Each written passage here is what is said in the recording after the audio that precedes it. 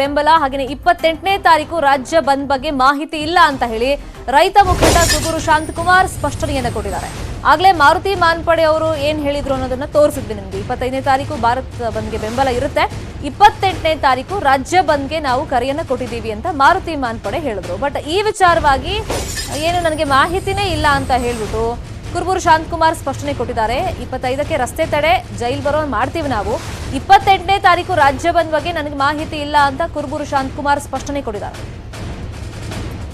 ಡಿಸೈಡಲ್ಲಿ 25ನೇ ತಾರೀಕು ರಾಜ್ಯದ ರಾಷ್ಟ್ರೀಯ ಹೆದ್ದಾರಿಗಳು ಹಳ್ಳಿಗಳಲ್ಲಿ ತಡೆ ಮಾಡಿ ಜೈಲು ಬರೋ ಮಾಡಬೇಕು ಅಂತ ತೀರ್ಮಾನ ಕೈಗೊಂಡಿದ್ದೀವಿ. ಅದು ಆಗ್ತದೆ, ಅದರಲ್ಲಿ ಎರಡನೇ ಮಾತಿಲ್ಲ. ಬಟ್ ಈ ಬಂದಿರತಕ್ಕಂಥ ವಿಚಾರ 28ರ ಬಗ್ಗೆ ಏನು ಅಂತ ಕೇಳಿದ್ರು. ನಾವು ಕೋರ್ ಕಮಿಟಿಲಿ 32 ಸಂಘಟನೆಗಳಿದ್ದೀವಿ. ಆ ಕಮಿಟಿಲಿ ಚರ್ಚೆ ಆಗಬೇಕು, ಚರ್ಚೆ ಆಗಿ ನಿರ್ಧಾರಗಳು ಕೈಗೊಳ್ಳಬೇಕಾಗ್ತದೆ. ಈಗ ಕೋರ್ ಕಮಿಟಿಲಿ ಚರ್ಚೆ ಆಗಿರ್ತಕ್ಕಂಥ 25ರ ವಿಚಾರ ಮಾತ್ರ, ಅದನ್ನು ನಾನು ಘೋಷಣೆ ಮಾಡಿದ್ದೀವಿ. ನಾವೆಲ್ಲರೂ 28ರ ಬಗ್ಗೆ ನಾವು ಇವತ್ತು ಮೀಟಿಂಗ್ ಮಾಡ್ತೀವಿ, ಚರ್ಚೆ ಮಾಡ್ತೀವಿ, ಹೇಳ್ತೀವಿ. ಸಾಮೂಹಿಕ ಅಭಿಪ್ರಾಯ ಅಂದರೆ 32 ಸಂಘಟನೆಗಳ ಅಭಿಪ್ರಾಯ, ಕಾರ್ಮಿಕ ಸಂಘಟನೆಗಳು, ದಲಿತ ಸಂಘಟನೆಗಳ ಅಭಿಪ್ರಾಯದ ಮೇಲೆ ಹೇಳ್ಬೇಕಾಗ್ತದೆ. ಅವೆಲ್ಲ ಚರ್ಚೆ ಮಾಡಿ ಹೇಳ್ಬೇಕಾಗ್ತದೆ. ಸಡನ್ ಆಗಿ ನಾನು ಹೇಳೋಕ್ಕಾಗಲ್ಲ. 25ಕ್ಕೆ ನಮ್ದು ಇದಿದೆ, ರಸ್ತೆ ತಡೆ, ರಾಷ್ಟ್ರೀಯ ಹೆದ್ದಾರಿ, ಜೈಲುಪುರ ಇದಿರ್ತದೆ. ಇಲ್ಲ ಸರ್, ನೋಡೋಣ ಸಹಮತ ಇದೆಯಾ ಇಲ್ವಾ ಅನ್ನೋದನ್ನ ನಾವು ಚರ್ಚೆ ಮಾಡಿ ತೀರ್ಮಾನ ಸರ್. ರಾಜ್ಯದಿಂದ ಯಾವ ತರ ಬೆಂಬಲ ಸಿಗುತ್ತೆ ಅನ್ನೋ ವಿಚಾರವಾಗಿ ಇನ್ನೂ ಕೂಡ ಗೊಂದಲ ಮುಂದುವರೆದಿದೆ. ಈ ಮಧ್ಯೆ 25ನೇ ತಾರೀಕು ಬಂದ್ಗೆ ಬೆಂಬಲ ಇರುತ್ತೆ, 28ನೇ ತಾರೀಕು ರಾಜ್ಯ ಬಂದ್ ಇರುತ್ತೆ ಅಂತ ಹೇಳ್ಬಿಟ್ಟು ಮಾರುತಿ ಮಾನ್ಪಡೆ ಅವರು ಸ್ಪಷ್ಟನೆಯನ್ನ ಕೊಟ್ಟಿದ್ದಾರೆ.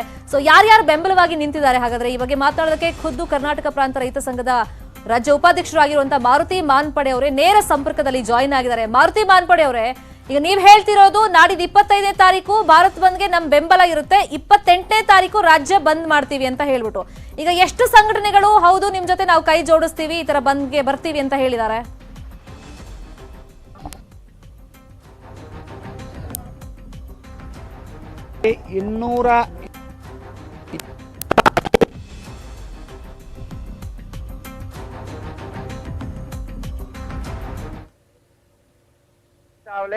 ಕರೆ ಕೊಡುವಾಗ ನಾವು ಪೂರ್ವ ಸಿದ್ಧತೆ ಮಾಡ್ಕೊಂಡಕ್ಕಾಗಿರ್ಲಿಲ್ಲ.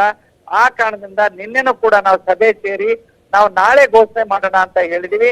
ನಮ್ಮ ಗೆಳೆಯರು ರಸ್ತೆ ರೋಕ ಇದೆ ಅಂತಕ್ಕಂಥದ್ದನ್ನ ನಿನ್ನೆ ಹೇಳಿದ್ದಾರೆ. ಅದು ತುಂಬಾ ತೊಂದರೆ ಆಗ್ತದೆ, ಎರಡೆರಡು ಸಲ ಮಾಡೋದು. ಒಂದೇ ಸಲ ಒಂದು ಟೈಮ್ ಅನ್ನ ತಗೊಂಡು 28ನೇ ತಾರೀಕಿಗೆ ಭಾರತ ಬಂದ್ ಮಾಡೋದು ಅಂತಕ್ಕಂಥ ಮುಖ್ಯವಾದಂತ ಒಂದು ಗುರಿ ಇಟ್ಟುಕೊಂಡು ನಾವೆಲ್ಲರೂ ಸೇರಿ ಚರ್ಚೆ ಮಾಡಿ 25ನೇ ತಾರೀಕಿಗೆ ಏನ್ ಮಾಡ್ತಾ ಇದ್ದೀರಿ ಅಂತಕ್ಕಂಥ ಪ್ರಶ್ನೆ ತಮ್ಮದಾಗಿದೆ. ಎಲ್ಲಾ ಮೀಡಿಯಾದವರು ಕೂಡ ಕೇಳ್ತಾ ಇದ್ದಾರೆ. 25ನೇ ತಾರೀಕಿಗೆ 5,000 ಜನ ಸೇರಿ ಮೈಸೂರು ಬ್ಯಾಂಕ್ ಸರ್ಕಲ್ ನಲ್ಲಿ ಒಂದು ಸಾಮೂಹಿಕ ಪ್ರತಿಭಟನೆ ಮತ್ತು ರಸ್ತಾ ರೋಕೋ ಎಲ್ಲವೂ ನಡೀತದೆ. ಮೈಸೂರು ಬ್ಯಾಂಕ್ ಸರ್ಕಲ್ ಅಲ್ಲಿ ಅಲ್ಲೊಂದು ಪ್ರತಿಭಟನೆಯನ್ನು ಮಾಡಿ ಇಡೀ ರಾಜ್ಯದ ಪರವಾಗಿ ಕೇಂದ್ರದ ಸರ್ಕಾರದ ವಿರುದ್ಧ ಮತ್ತು ಅಖಿಲ ಭಾರತ ಕಿಸಾನ್ ಸಂಘರ್ಷ ಸಮಿತಿಯ ಕರೆಗೆ ನಾವು ಭಾಗಿಯಾಗ್ತಾ ಇದ್ದೀವಿ. 28ನೇ ತಾರೀಕಿಗೆ ನಮ್ಮ ದಿನಾಂಕನ ಬದಲಿ ಮಾಡ್ಕೊಂಡಿದ್ದೀವಿ. 25ರ ಬದಲು 28ಕ್ಕೆ ಕರ್ನಾಟಕದಲ್ಲಿ ನಡೀತದೆ. 26ನೇ ತಾರೀಕಿಗೆ ಅವ್ರು ಏನ್ ಮಾಡ್ತಾ ಇದ್ದಾರೆ, ಕರ್ನಾಟಕ ರಾಜ್ಯ ಸರ್ಕಾರ ಬಿಲ್ಗಳ ಪಾಸ್ ಮಾಡುತ್ತಾ ಅಥವಾ ಕೈ ಬಿಡ್ತದ?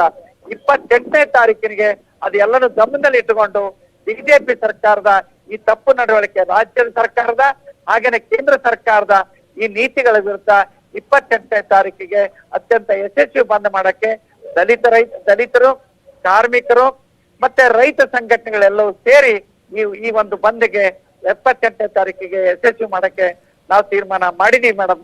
ತಮ್ಮೆಲ್ಲರ ಗಮನಕ್ಕೆ ತರ್ತಾ ಇದ್ದೀವಿ. ಬಟ್ ಮಾರುತಿ ಮಾನ್ಪಡೆ ಅವರೇ, ಈಗ ಕುರುಬೂರು ಶಾಂತಕುಮಾರ್ ಇರ್ಬೋದು, ಕೋಡಿಹಳ್ಳಿ ಚಂದ್ರಶೇಖರ್ ಇರ್ಬೋದು, ಅವ್ರು ಹೇಳಿರೋ ಪ್ರಕಾರ ನಾವು ರಾಷ್ಟ್ರೀಯ ಹೆದ್ದಾರಿ ತಡಿತೀವಷ್ಟೇ, ಆದ್ರೆ ನೀವೇನ್ ಹೇಳ್ತಿದ್ದೀರಾ, ನಗರದ ಒಳಗೆ ಪ್ರತಿಭಟನೆ ಆತರ ಬಂದೆಲ್ಲ ಮಾಡೋದಿಲ್ಲ ಅಂತ ಅವ್ರು ಹೇಳಿದ್ದಾರೆ. ಅಂದ್ರೆ ನೀವು ಮಾತಾಡ್ಕೊಂಡಿಲ್ವಾ? ಮತ್ತೆ ಯಾಕೆ ಈ ತರ ಗೊಂದಲಗಳಾಗ್ತಾ ಇದೆ, ಕನ್ಫ್ಯೂಷನ್ಸ್ ಜಾಸ್ತಿ ಆಗ್ತಿದೆಯಲ್ಲ? ಅವರಿಬ್ರು ಒಂಥರ ಹೇಳ್ತಾ ಇದ್ದಾರೆ, ನೀವೊಂಥರ ಹೇಳ್ತಾ ಇದ್ದೀರಾ. ನೋಡಿ ಮೇಡಮ್, ಎಲ್ಲರೂ ಕೂಡಿ ಚರ್ಚೆ ಮಾಡಿ ಅಖಿಲ ಭಾರತ ಕಿಸಾನ್ ಸಂಘರ್ಷ ಸಮಿತಿಯಿಂದ ಈ ಕರೆಯನ್ನ ಕೊಟ್ಟಿದ್ದೀವಿ. ಕೋಡಿಹಳ್ಳಿನೂ ಇದ್ರ ಭಾಗ ಇದ್ದಾರೆ, ಅವರು ಕೂಡ ಇದ್ದಾರೆ. ಅವರು ಒಂದ್ ವೇಳೆ ನಾವು ರೂರಲ್ ನಲ್ಲಿ ಇದನ್ನ ಮಾಡ್ತೀವಿ, ಪಟ್ಟಣದಲ್ಲಿ ನಮ್ ಬೆಂಬಲ ಇಲ್ಲ ಅಂತ ಅವ್ರು ಸೈಲೆಂಟ್ ಆಗಿದ್ರೆ ಪಟ್ಟಣದಲ್ಲಿ ಇದ್ದಂತ ಬೇರೆ ಸಂಘಟನೆಗಳೆಲ್ಲರೂ ಕೂಡಿ ಈ ಬಂಧನ ಯಶಸ್ವಿ ಮಾಡ್ತಾರೆ. ಆ ಕೋಡಿಹಳ್ಳಿಯವರ ನಾವು ನೆಗೆಟಿವ್ ಆಗಿ ತಗೊಳ್ಳಲ್ಲ, ಅದನ್ನ ಪಾಸಿಟಿವ್ ಆಗಿ ಹೇಳ್ತಾ ಇದೀವಿ. ಪಟ್ಟಣದಲ್ಲಿ ಬೆಂಬಲ ಇರ್ಲಿಕ್ಕಿಲ್ಲ, ಆ ಕಾರಣದಾಗ ನಾವು ಹಳ್ಳಿಗಳಲ್ಲಿ ರಸ್ತಾ ರೋಕೋ ಮಾಡ್ತೀವಿ ಅಂತ ತೀರ್ಮಾನ ಮಾಡಿವಿ. ಅದಕ್ಕೆ ಬದ್ಧರಾಗಿರ್ತೀವಿ ಅಂದ್ರೆ ಅದನ್ನ ನಮ್ಗೆ ಸಹಕಾರಿ ಇದೆ. ಅದು ಬಂಧನ ಭಾಗವಾಗೇ ನಡೀತದೆ ವಿನ ಅದು ಬೇರೆ ಅಲ್ಲ ಅಂತಕ್ಕಂಥ ಮಾತನ್ನ ನಮ್ ಗಮನಕ್ಕೆ ತರ್ತಾ ಇದೆ. ಅಂದ್ರೆ ಈಗ ನೀವೇನ್ ಹೇಳ್ತಿದ್ದೀರಾ, 25ನೇ ತಾರೀಕು ಬಂದ್ಗೆ ಬೆಂಬಲ 28ನೇ ತಾರೀಕು ರಾಜ್ಯ ಬಂದ್ ಅಂತ ಹೇಳ್ತಿದ್ದೀರಾ. ಅದು ಕನ್ಫರ್ಮ್ ಆಗಿದೆ. ಅದಕ್ಕೇನ್ ಪ್ರಿಪರೇಷನ್ ಬೇಕು ಅದು ನೀವು ಮಾಡ್ಕೊಂಡಿದ್ದೀರಾ ಹಂಗಾದ್ರೆ? ಹೌದು, ಖಂಡಿತವಾಗಿ ಮಾಡ್ಕೊಂಡಿದೀವಿ. ಎಲ್ಲಾ ಸಂಘಟನೆಗಳನ್ನ ಕೂಡಿ ಈ ಮುಂದೆ ಹೋಗ್ತಾ ಇದೀವಿ. ಇವತ್ತು ನಾಳೆಗೆ ಕಾರ್ಮಿಕ ಸಂಘಟನೆ ದೊಡ್ಡ ರ್ಯಾಲಿ ಇದೆ. ಓಕೆ, ಆ ಕಾರ್ಮಿಕ ಸಂಘಟನೆಯಲ್ಲಿ ಕೂಡ ಇಂಥದೊಂದು ತೀರ್ಮಾನ ಅವರು ಘೋಷಣೆ ಮಾಡ್ತಾರೆ. ಅವ್ರಿಗೆ ಮನವಿ ಮಾಡ್ತೀವಿ.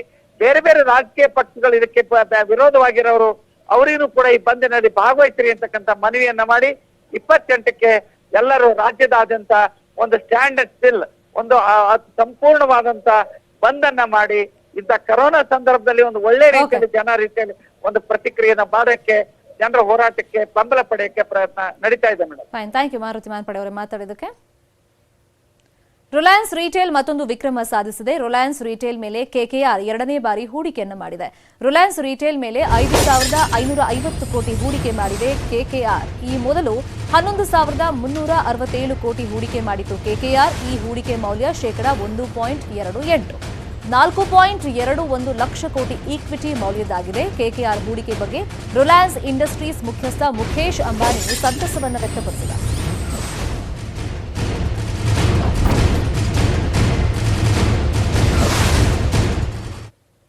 ಇದು ಸದ್ಯದ ನ್ಯೂಸ್ ಅಪ್ಡೇಟ್ಸ್. ನೋಡ್ತಾರಿ ನ್ಯೂಸ್ 18 ಕನ್ನಡ. ಜಾಲ ನಮ್ಮದು, ಬಲ